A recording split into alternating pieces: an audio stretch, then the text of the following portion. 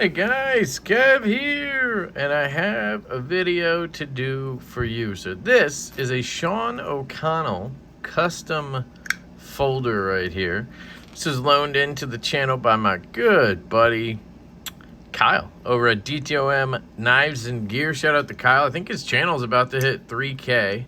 He hasn't posted a video in months, but the channel's still going apparently. I miss my brother. He's not around as much as he used to be, but I still talk to him from time to time, and I still love the guy. So anyway, he got this piece in that he had made. He ordered it like 18 months ago, finally got it. And he sent it to me for two reasons. One, his bitch ass couldn't really flick it. And two, he wants to sell it, obviously, because he's not that big into the hobby anymore or at all. And figured I could help him with the selling part. So I am going to see what I can do. Obviously, I'm telling you guys it's for sale. So if anybody's interested, we have a Sean O'Connell custom knife. This is the Angry... Does that say Angry? Am I crazy? The Angry JTTG? I don't know. In Magnacut. Tie handle, just made on 8/10/22. It's got a Groot finish, and it's signed by Sean O'Connell. So, as much as I want to sit here and be like, this knife is amazing and you should buy it, it does have some issues, but I think that comes with the territory of a handmade custom knife. It's basically why I don't really fuck with handmade custom knives anymore. Let me get a sip of my drink. I got this Honest Tea at Wegmans, which is sick. Yeah, it's kind of why I don't fuck around with custom knives anymore, at least, you know, full handmade ones. I'm down with the CNC sort of custom ones, small batch stuff. But these handmade ones just, there's always a rub, you know? There's always some little things that aren't perfect because it's freaking handmade, you know?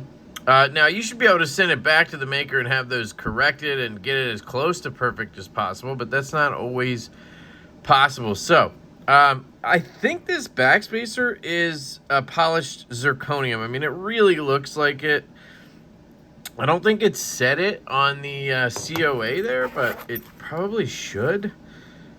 Clip and handle tie. Yeah, it just doesn't say it. Backspacer. But, I mean, if you look at it, I mean, it looks a lot like zirconium to me. So, and then the cool thing about this is the Magnacut blade, being that this was ordered 18 months ago, it was very, very new at the time. So let's talk about this knife. Aesthetically, see that shit like oozing out of it? I did not take this apart. So I know I talked about it in the unboxing, but I didn't because I was talking to Kyle before I, did anything, and he told me he was going to try to sell it. So I was like, oh, well, I'm not going to touch it then. Aesthetically, I mean, look at this Groot finish. It's very, very cool. It's basically a bark pattern, right? But definitely has that Groot look to it, which is awesome. Sick titanium finish. I'm digging that. Really nice belt satin finish on the blade.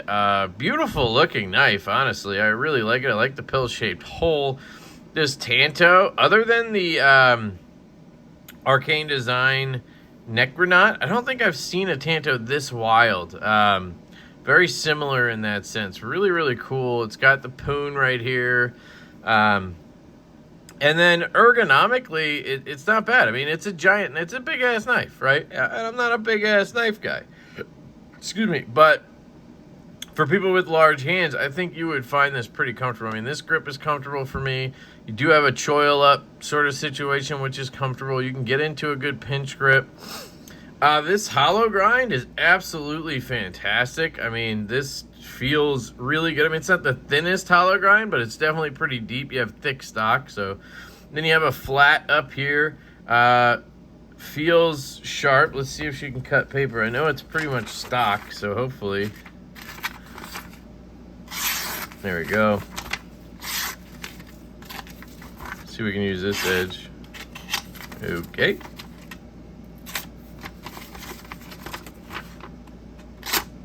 Well, hopefully it's just me.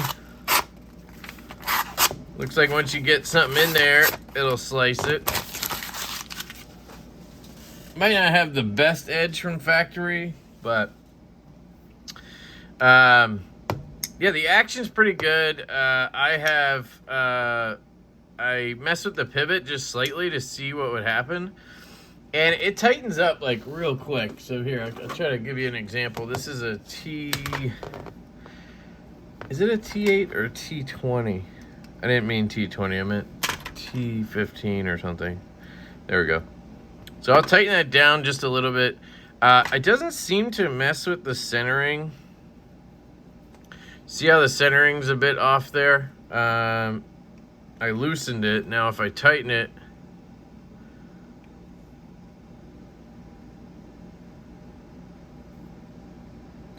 yeah, it's not really moving much, and now it's probably not even gonna open. Very tight now.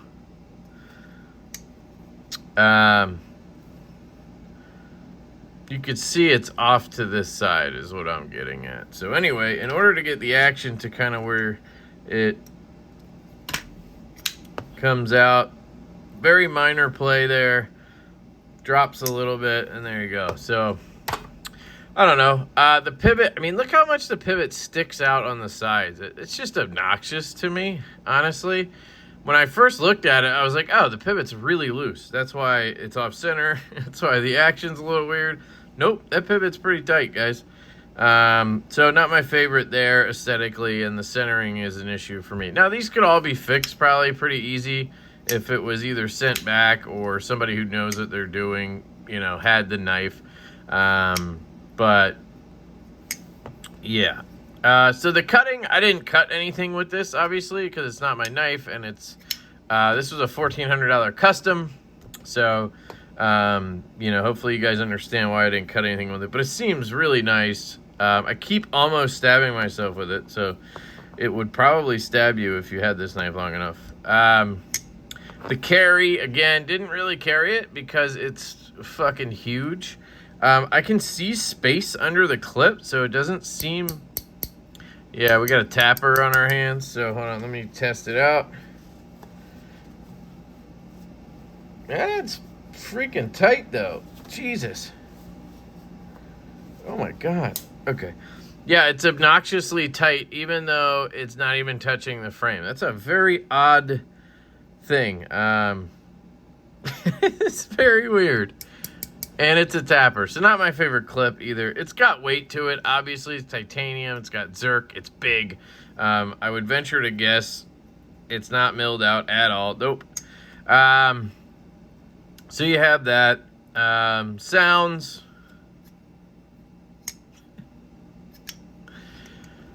There you go. Clacks out. Try the lefty flick. There you go. It's pretty good on sounds. You know, when you get it to close or open, it sounds pretty good. Action / fidget factor. So, you know, I gotta say it. For me, this one's just not, it doesn't, you know, it doesn't have that. It doesn't have fidget factor for me because I struggle to even open it. I'm just checking these screws real quick. I think those are gonna be T10. They're probably fine. I don't want to mess with them. But you do have this front flipper. So if you get off the lock bar, which is my problem with this knife, it does flip out, honestly, pretty fine. But you got to be off the lock bar. Here, I'll show you. I'm left-handed, by the way. I almost said right-handed. There you go. So I can do it left-handed pretty easily. And I don't know if that's because I'm off the lock bar or because I'm left-handed. You know what I mean? But I struggle to thumb flick it left-handed, and I think that's because the lock bar. So that's the main issue with this knife is the hole placement and angle make it so you basically have to put pressure on the lock bar to get your finger in the hole. So like my finger's in the hole right now, but it's also putting pressure. Could I bend my wrist enough for you to see? it's also putting pressure down on that lock bar right here. You see that? So when you go to flick it, it's really hard because you're putting pressure on the lock bar. So I've learned to kind of like lean off of the lock bar as I flick, and you can kind of get it. Point in case is if you go to thumb flick it right-handed, you're nowhere near the lock bar, and it comes right out. If you go to reverse flick it left-handed, it comes right out because you're not on the lock bar. Lefty thumb flick, boom, I'm on this lock bar again, and it makes it hard. And then again, you have the front flip that comes out pretty easy left-handed. Now, if you give it wrist, all of these options work, right? So if you're used to these American-made bruiser knives, I think you probably handle this just fine. Somebody like Satu Dave or Scotch and Things, they probably would have no problem with this knife at all, you know? I do think the reverse flick is a little uncomfortable, though, right-handed. The action in general is okay. You know, like I said, you give a little bit of play. It's locked up good. There is some lock stick. And I don't know if that's going to break in. It does seem to be getting better as we go here.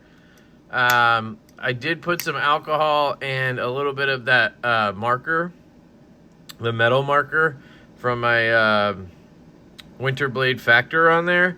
And it does seem to have helped a little bit with the lock stick. So it's more of a click and a drag. I haven't had it like lock up like crazy or anything. You know, it's just not a smooth disengagement. You know, it's got some stick to it. Again, if you're used to these American-made knives, I'm not trying to be rude here, but like Striders and stuff like that, I think you'd be fine with this.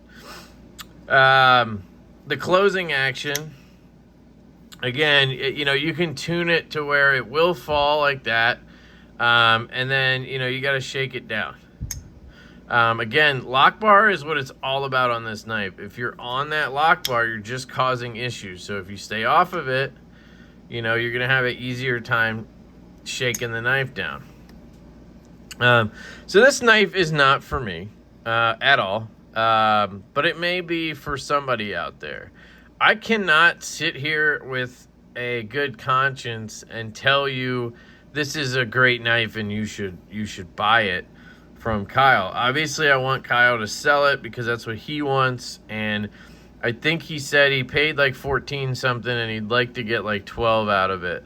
I want that to happen for him, but I also told him I have to do the review. Honestly, I can't just be like, this knife's great, buy it, right? And he knows that.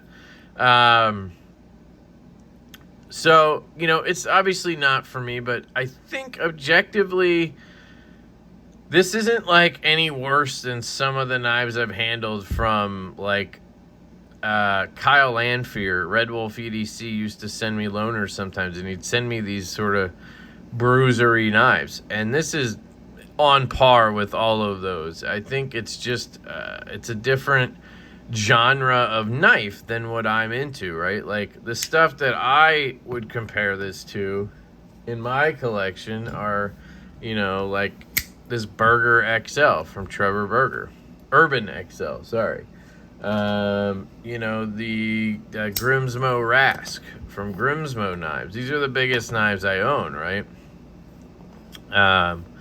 You know, I have the Rotten Evo 2.0 from Custom Knife Factory.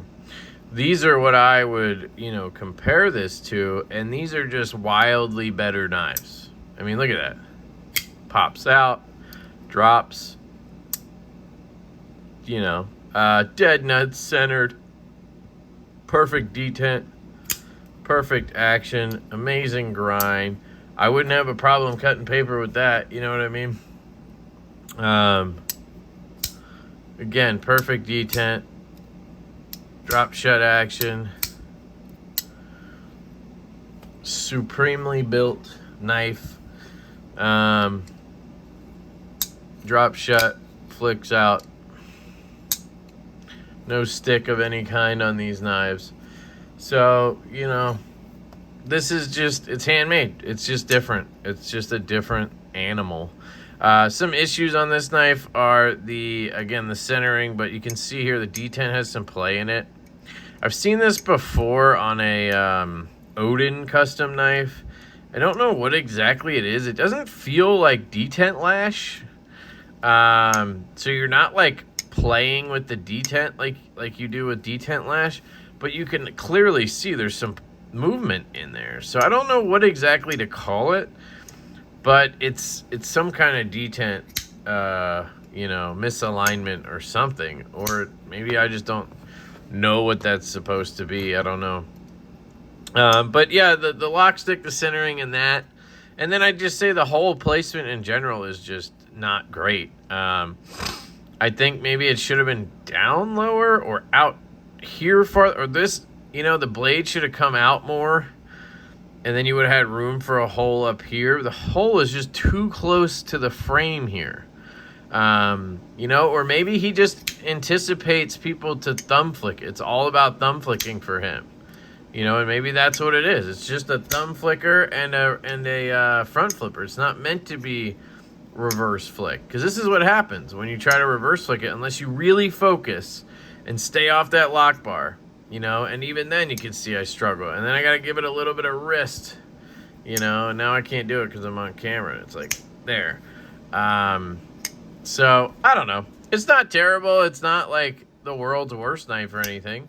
It's got some really cool unique features to it. It looks badass. So, you know, if this is up your alley, I think you're getting a good piece. Magnacut, so it's, you know, it's unique as well. But yeah, so if you guys are interested, hit me up, hit Kyle up. But let us know what you think down in the comments. By the way, the jimping's actually done really well on the front flipper. It grips your hand really well, your thumb. I really enjoy that. I like the stop pin on this guy. I do like this glass looking backspacer. It's really nice. It's not rubbing or anything. It's just a little bit off center down. You can see the tip and the handle here. It's a little bit closer up here, and then it kind of shifts off, but you can see there's space on each side in there. The Groot finish is really, really nice. I dig that. And if you like a tight clip, well, there you go. You got a tight clip. It is a bit of a tapper, though. But not, like, I don't know. It's weird. Like, it's only tapping when I do that. But if in normal, like, carry and use and stuff, it doesn't just start tapping. So it's not the worst, you know, tapping situation. And then I think this blade is actually really cool. I mean, it's freaking unique looking as hell. At least in my, you know, estimation, it looks unique. And the finish on it is really cool. But I keep almost stabbing myself, so I'm just going to avoid it. But there you go. Yeah, I love you guys. I love you, Kyle. Hope everything's well. And yeah, I will catch you guys later. Peace.